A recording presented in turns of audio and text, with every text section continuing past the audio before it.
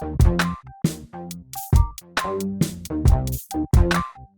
here with the Digital Digest, and today I wanted to share my full review, the digitally digested segment, for the HP Spectre 14t. Now, if you followed my initial coverage of this laptop, you already know that I was impressed with it upon arrival. It pretty much has everything you could want from an Ultrabook, and it breaks the trend of the traditional Spectre lineup by giving you a 3:2 aspect ratio.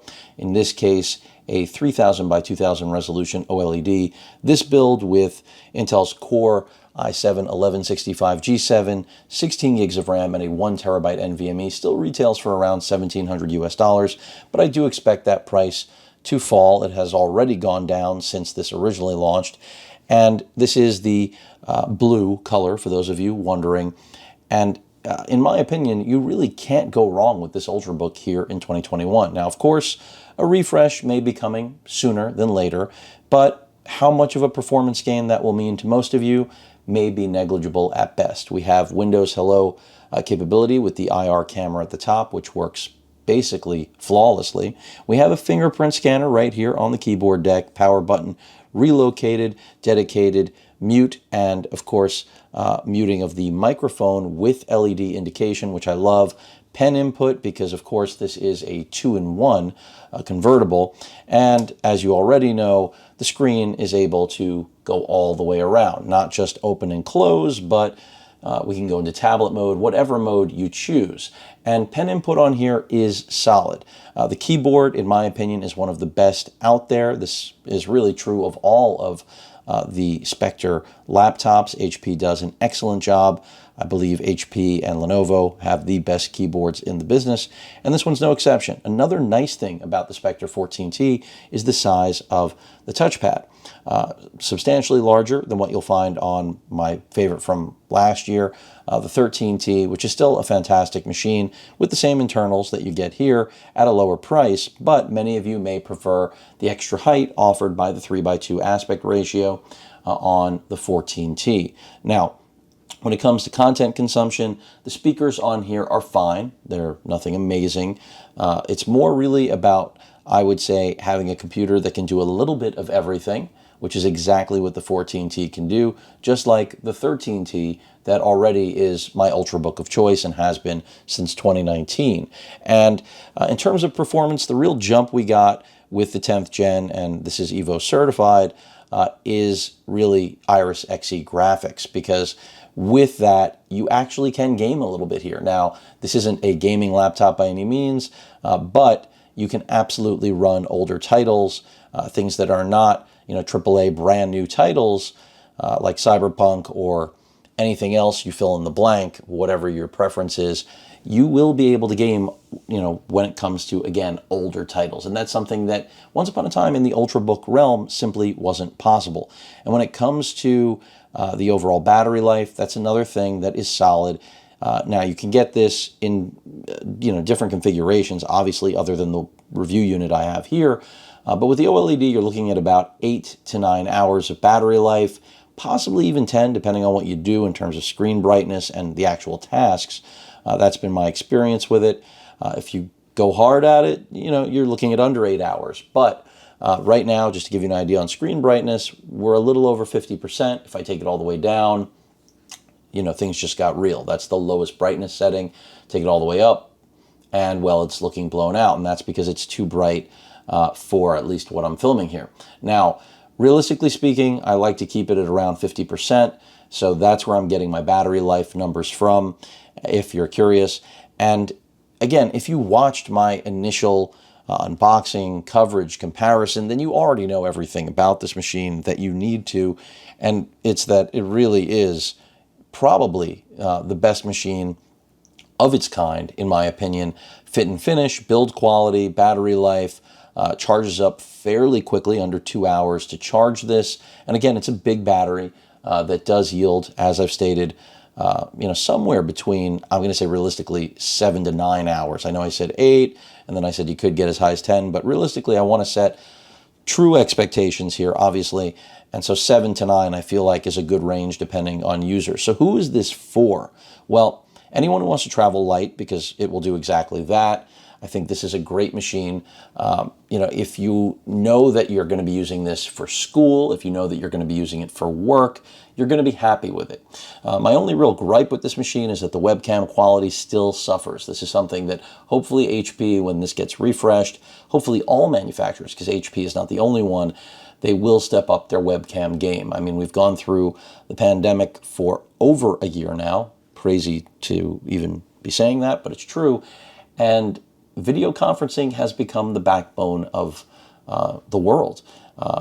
Interpersonal communications have been replaced by Zoom meetings, and having the ability to have a good webcam, yes, you can go out and buy one, but it's something that I think we need to start to see integrated, and I really thought manufacturers would embrace through the course of this pandemic, but we're still not there. HP is not alone on this, so I'm not singling them out. Micro SD card slot, love it. We have a Thunderbolt port here, headphone jack, Thunderbolt port. You are going to use those for charging as well. And then a Type A port on the left side. You can see the pen is magnetically attached. This is one of the few machines in HP's lineup where the pen really does stay. HP also supposedly, and I have not had a problem with this because I haven't been traveling around, has support to ensure that this won't wake up inside your bag. It has detection capability. I haven't run into any situations where this thing is just powered on, draining battery, closed, but we've all been there. We know what that's like. It's a pain in the butt. So is this the perfect Ultrabook in 2021? I think for many of you it is. If you've been waiting for that 3:2 aspect ratio, if you want an OLED display, this is really about as good as it gets. Now, if you want to spend less, get a little more battery life, you can go with the IPS Full HD version of this. They also have a privacy display in the event that you need that, but in a pandemic, I feel like that's less of a necessity these days. Granted, with vaccination rates, things are changing. We are getting back to more of a semblance of normalcy, so maybe you want to have that privacy screen. I've personally never been a fan of the privacy screen. I just don't feel it really does its job, and it's 1,000 nits of brightness, it eats battery. But that is an interesting feature that HP offers on this machine, as well as the Dragonfly. I covered that in the past. And look, it's a matter of personal preference. But as I was saying, when it comes to pen input, when it comes to general processing, whether you're photo or video editing, this will easily handle light photo and video editing. We're talking about raw stills from my Sony a7R IV, as well as 4K at 30 frames from my a7R IV, my ZV-1, my a7R II. I can do it here. It's not ideal. It's not like working with my Asus G15 or a desktop, but as far as Ultrabooks go, the 1165 G7 is perfectly competent. Doesn't get too hot. This isn't going to necessarily burn you. That's another thing a lot of people worry about with a form factor like this. And the pen input, while no two-in-ones are going to live up to, I think, professional digital art, I mean, there you're going to have to seek out specialized items. I do think that what HP's done with this revision puts it right on par with the Surface Pro. In fact, I think this is better than the Surface Pro in just about every way. I used to always state that, HP or Lenovo, whoever it may be, granted Lenovo is using Wacom, however you want to pronounce it, drivers as opposed to N-Trig technology, the same as what Microsoft uses and has owned now for several years. I do really believe that the balance of the package you're getting with the HP is vastly superior to what you get out of a Surface Pro. And look, I am a person who loves the Surface Pro concept. It's just become stale because, frankly, Microsoft has not given us really something new. And hopefully they will eventually. But again, the point of this video is to focus on this machine. Now, on the back, you can see we've got ventilation. I mentioned it does get a little hot. It's not going to get incredibly hot. You're not going to burn yourself. No real user upgradability. If you want to get in there and upgrade the NVMe, that is the SSD, the hard drive, you can. I don't recommend it though. Pick the machine you need, whether we're talking about 8 gigs of RAM or 16 gigs of RAM. That is soldered. You will not be able to change that, so keep that in mind. I don't recommend going in and upgrading this yourself because it's a pain in the butt between the Torx screws and the rubber strips that have to come off that you would then have to replace because the adhesive will be ruined.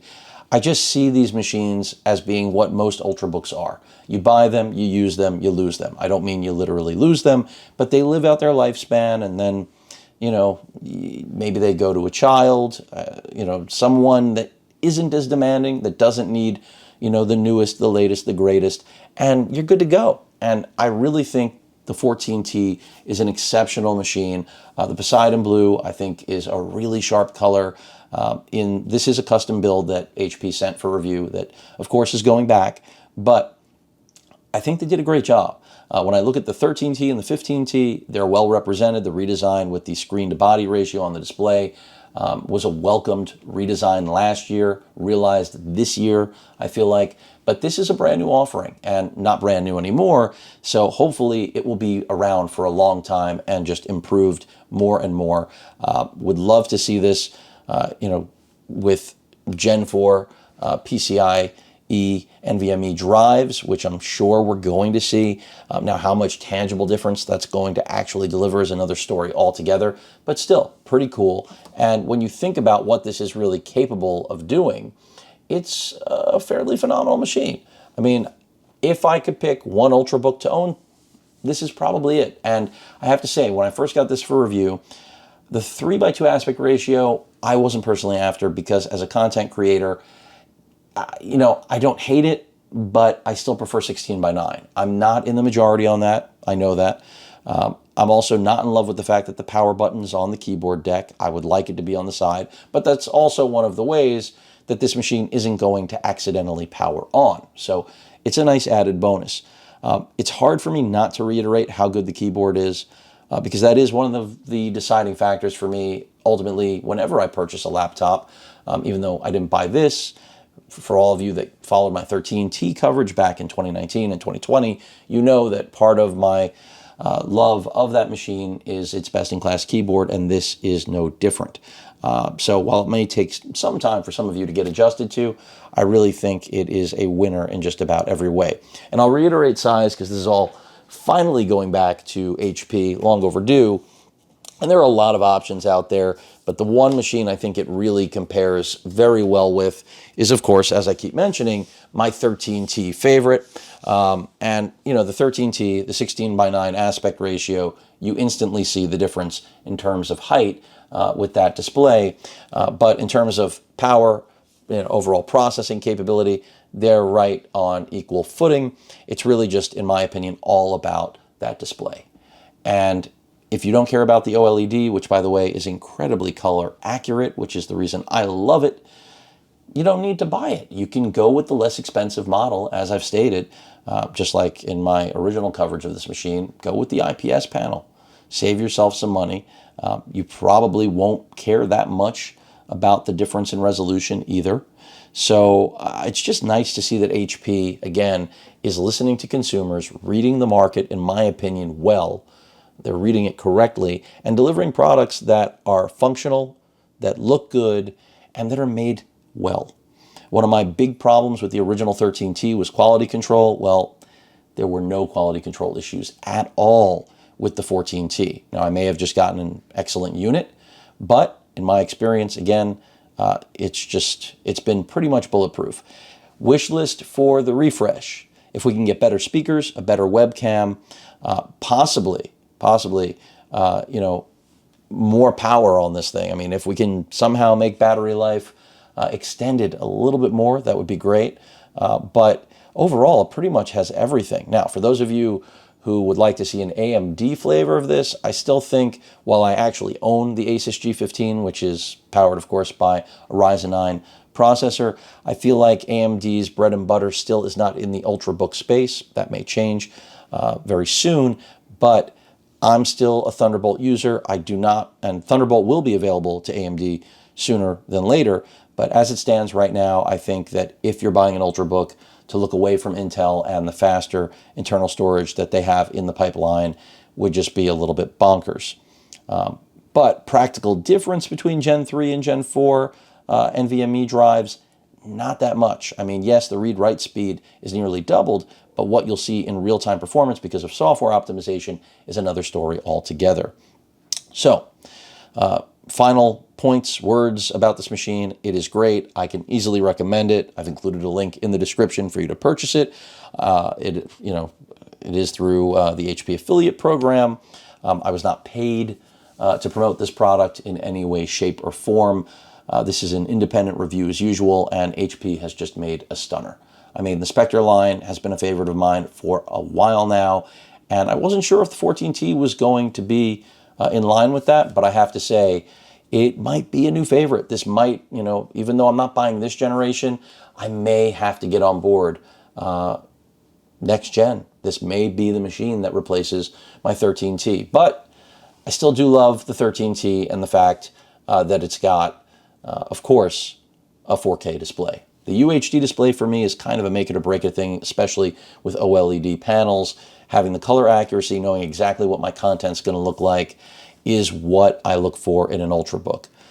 But if you've been waiting for that 3:2 aspect ratio, I don't think there's much better out there than the 14T. And that's pretty much where I left things back when I first covered this and where I'm closing them here many months later. Any questions or comments, please feel free to post them. Hit that like button. And as usual, please feel free to subscribe and please stay safe. Later.